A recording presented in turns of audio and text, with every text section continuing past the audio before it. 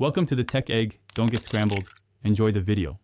You start by verifying Windows 10 or 11 is updated and rebooted so system files install cleanly. Once done, sign into your Apple ID. You'll need two-factor authentication codes ready on your phone or other device because Apple requires it. Next, open Microsoft Store and search for Apple Music. If unavailable, download iTunes installer for Windows and run it. Make sure administrative rights are used when prompted, so the app can register codecs and services properly. You'll open Apple Music or iTunes and immediately allow firewall and background permissions, otherwise streaming and downloads may fail.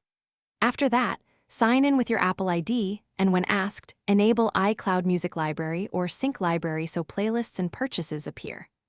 Once authenticated, choose audio output, Windows default, headphones, or an external DAC and set streaming quality. Import local MP3s or a LAC via File Add to Library. Then let the app analyze and match tracks for seamless access across devices. You finish by testing playback, downloading a few tracks, and toggling offline mode to confirm files are saved. If audio glitches occur, update Windows, audio drivers, and Bluetooth stacks, then restart. Make sure the Microsoft Store app is updated for the Apple Music client to function correctly. If things still fail, sign out of Apple Music, clear the app cache or settings, and sign back in. This often fixes authentication or sync problems.